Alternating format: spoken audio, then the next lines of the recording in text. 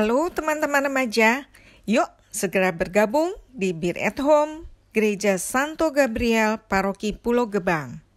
Hari ini, hari Minggu biasa ke-22, tanggal 30 Agustus 2020. Mari kita awali pertemuan kita dengan doa pembuka. Dalam nama Bapa dan Putra dan Roh Kudus, amin. Terima kasih Tuhan, atas segala kasih dan pelindungan-Mu bagi hidup kami. Terangilah pikiran dan budi kami akan pengajaran firman-Mu hari ini.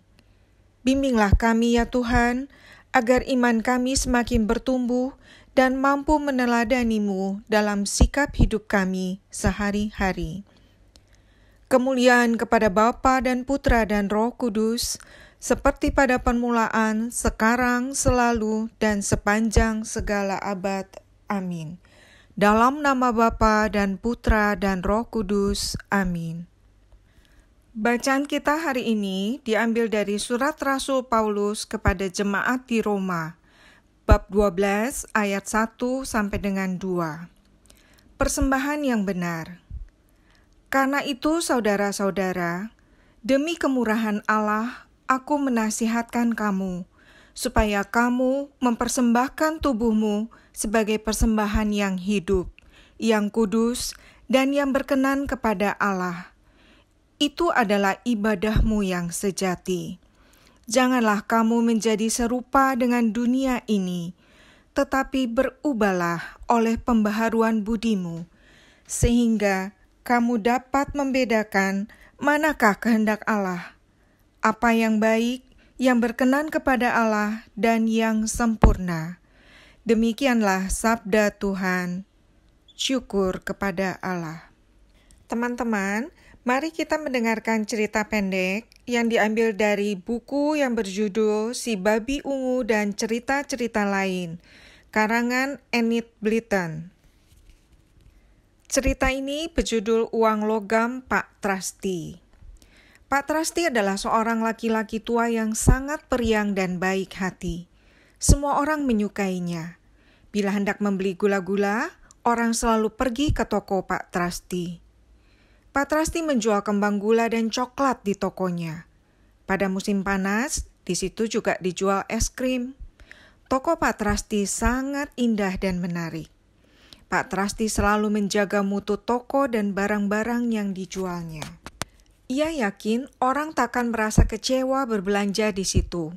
Sering Pak Trasti memberi tambahan 1 atau 2 permen kepada orang yang disukainya. Pak Trasti membuat sendiri semua gula-gula yang dijualnya. Itu memang merupakan keahliannya. Pak Trasti senang melihat permennya matang di oven dan senang pula memuntir-muntir gula yang kenyal serta membentuknya menjadi bentuk-bentuk yang menarik. Semakin hari dagangan Pak Trasti semakin banyak. Tokonya selalu ramai dikunjungi orang. Lama-kelamaan, Pak Trasti merasa tak bisa menyisihkan waktu untuk menyelinap ke dapur membuat permen baru. Aku harus mencari seseorang untuk membantuku, kata Pak Trasti. Ya, aku harus mencari pembantu. Tapi siapakah ya orangnya? Orangnya harus bisa dipercaya. Kalau tidak, gampang saja ia mengambil sebuah atau 2 permen dan memasukkan ke dalam mulutnya, sementara aku sibuk di dapur. Pak Trasti berpendapat, seorang gadis atau pemuda yang baru selesai sekolah pasti bisa membantunya dengan memuaskan. Maka, Pak Trasti pun menempelkan selembar pengumuman pada jendela kaca tokonya. Begini bunyi pengumuman itu. Dicari tenaga muda, pria atau wanita untuk pelayan toko. Yang berminat harap melamar pada pukul 6 sore ini.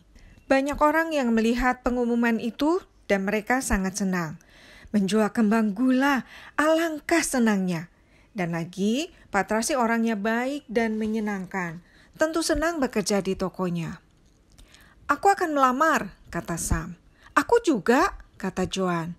Aku juga, kata Mary. Thomas dan Fred pun berkata demikian. Mereka semuanya senang bekerja menjual gula-gula.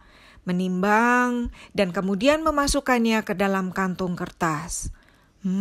Kadang-kadang bisa mencicipi permennya, kata Sam kepada dirinya sendiri.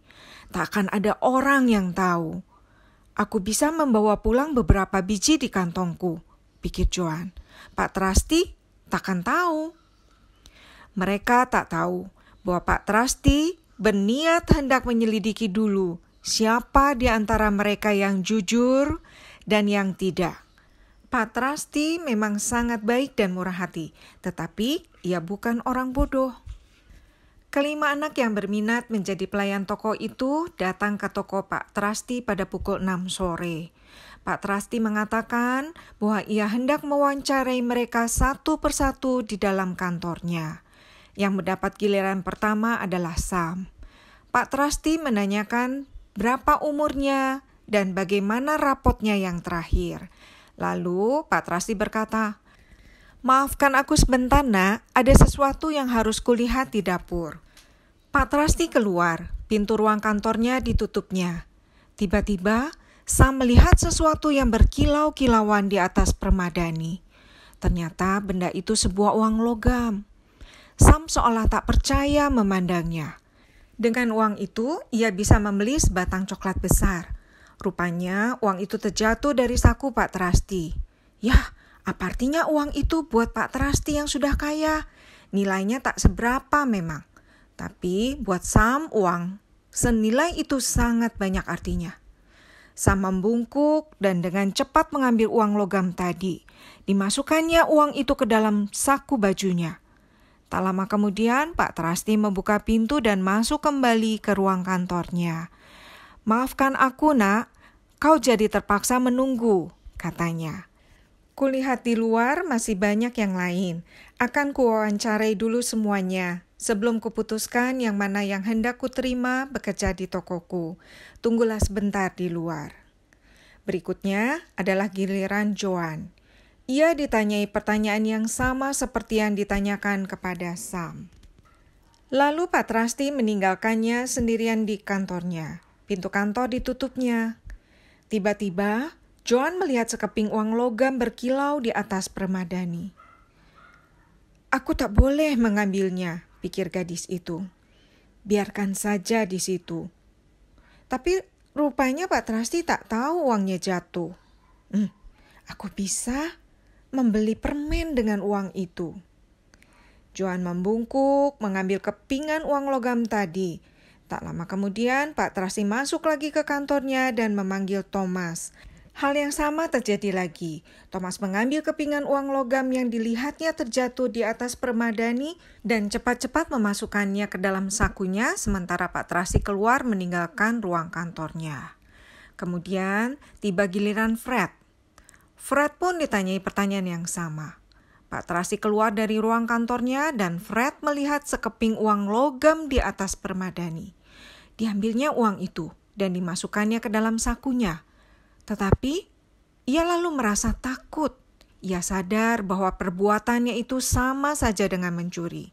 Maka Fred cepat meletakkan kembali uang tadi ke atas permadani.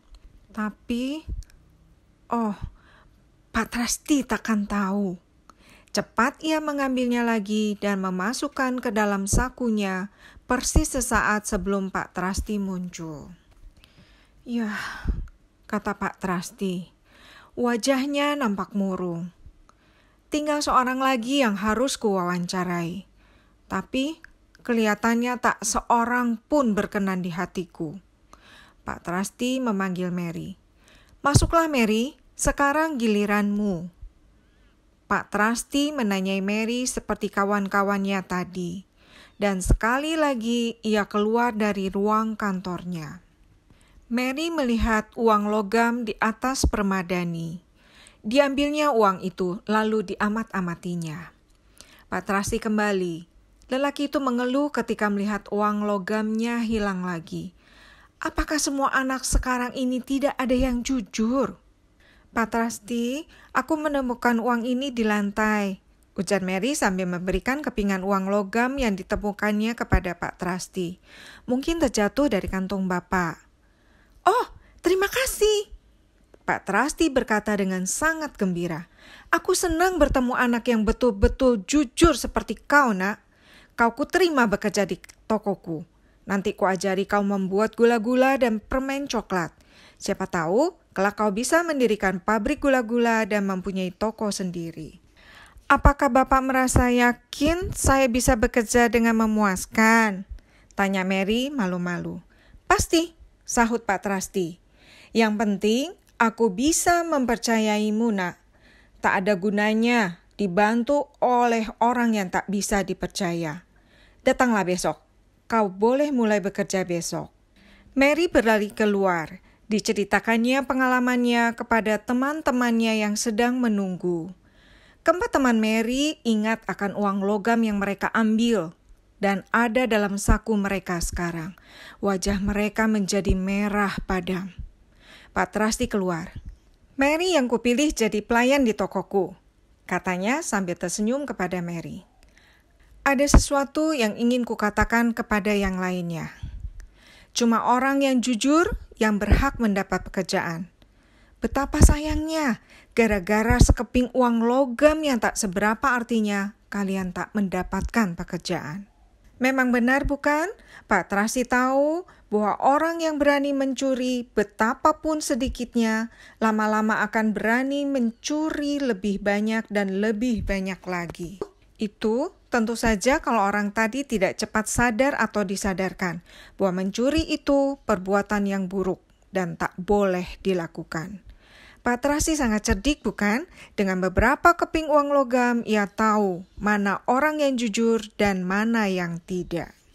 Teman-teman, dalam cerita tadi ada beberapa hal yang dapat kita pelajari dari Mary, yaitu berani menyangkal diri dengan mengembalikan uang yang ditemukannya. Itu bukan miliknya, jadi tidak boleh diambil, walaupun tidak ada yang melihat jika ia mau mengambilnya. Menjauhkan diri dari perbuatan buruk yang dapat membawanya pada perbuatan dosa yang lebih besar lagi. Apa yang Mary lakukan tentu seturut dengan kehendak Allah yang tidak ingin manusia ciptaannya berbuat dosa. Cerita di atas hendak menjelaskan bacaan kita hari ini. Janganlah kamu serupa dengan dunia ini, tetapi berubahlah oleh pembaharuan budimu, sehingga kamu dapat membedakan manakah kehendak Allah, mana yang baik, yang berkenan kepada Allah, dan yang sempurna. Teman-teman, mari kita membangun niat. Katakan pada dirimu sendiri, "Aku harus bersikap jujur, agar orang dapat mempercayaiku. Aku harus rajin membaca kitab suci dan berdoa, agar dapat membedakan hal yang baik dan buruk." Aktivitas kita hari ini, buatlah agenda kegiatan yang akan kamu lakukan selama 1 minggu. Ini merupakan jadwal mingguan. Lalu hiaslah agar kalian ingat untuk selalu melakukannya. Teman-teman, dalam kehidupan selalu ada pilihan. Ada yang baik dan ada yang buruk. Yuk kita nyanyi lagu yang berjudul "Di Dalam Dunia Ada Dua Jalan" bersama Kak Tri.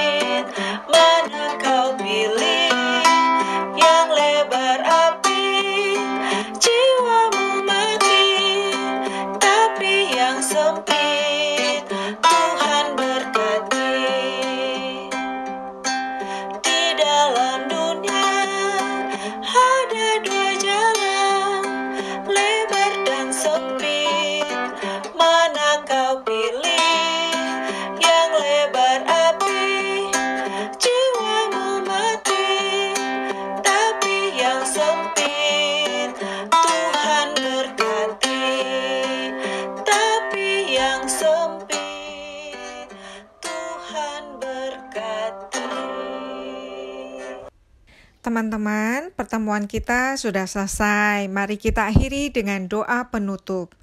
Dalam nama Bapa dan Putra dan Roh Kudus. Amin. Allah Bapa yang Maha Kasih, terima kasih atas pengajaran firman-Mu hari ini. Semoga kami mampu menjadi anak-anak yang baik dan selalu jujur dalam kata dan perbuatan kami sehari-hari. Jauhkanlah kami dari hal-hal yang buruk dan jahat. Lindungilah kami selalu ya Tuhan. Bapa kami yang ada di surga, dimuliakanlah nama-Mu. Datanglah kerajaan-Mu. Jadilah kehendak-Mu di atas bumi seperti di dalam surga. Berilah kami rejeki pada hari ini dan ampunilah kesalahan kami, seperti kami pun mengampuni yang bersalah kepada kami. Dan janganlah masukkan kami ke dalam pencobaan, tetapi bebaskanlah kami dari yang jahat. Amin. Dalam nama Bapa dan Putra dan Roh Kudus. Amin. Teman-teman, pertemuan kita hari ini sudah selesai. Salam sehat dan bahagia selalu. Tetaplah semangat menjadi pewarta dan pelaku kebaikan. Sampai jumpa. Tuhan memberkati.